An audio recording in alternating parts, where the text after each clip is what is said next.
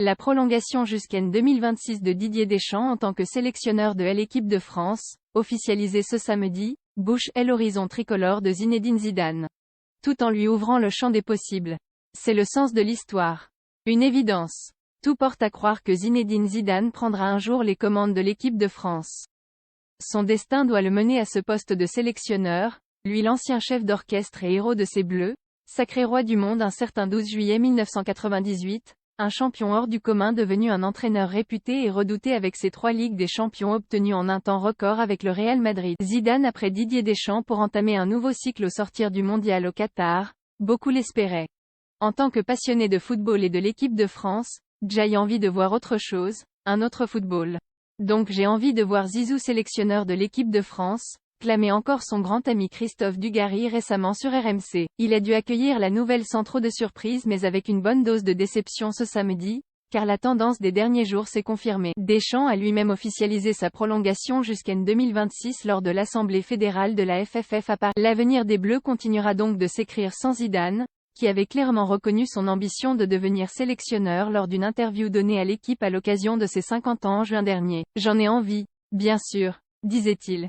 Je le serai, je l'espère, un jour. Quand? Ça ne dépend pas, mais j'ai envie de boucler la boucle avec l'équipe de France. J'ai connu cette équipe de France en tant que joueur, et c'est la plus belle des choses qui me soit arrivée. Mais vraiment, c'est le summum. Et donc, comme j'ai vécu ça et qu'aujourd'hui je suis entraîneur, l'équipe de France est bien ancrée dans ma tête.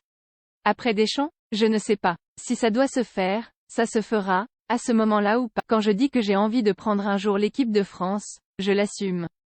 Aujourd'hui, une équipe est avec ses objectifs. Mais si l'opportunité se présente ensuite, alors je serai là. Encore une fois, cela ne dépend pas de moi. Mon envie profonde est là.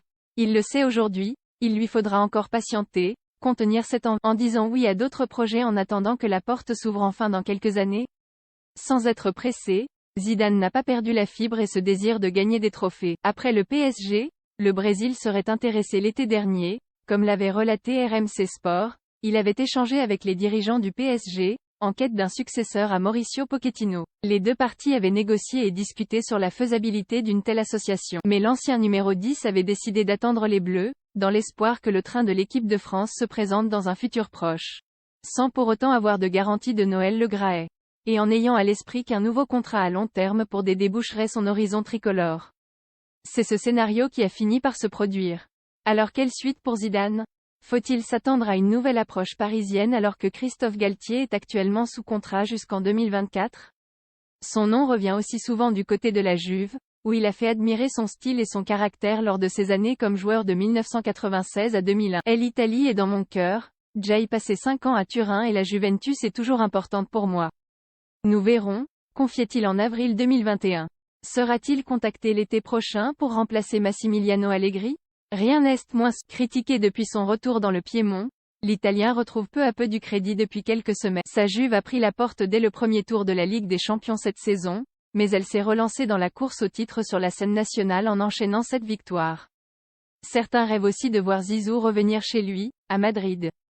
Parti en pleine gloire en 2018, 5 jours après un 3e succès en C1, il n'avait pas tardé à retrouver les sommets au moment de son retour 9 mois plus tard, dans le rôle du sauveur, en décrochant un 2e titre de champion d'Espagne, en 2019 à 2020.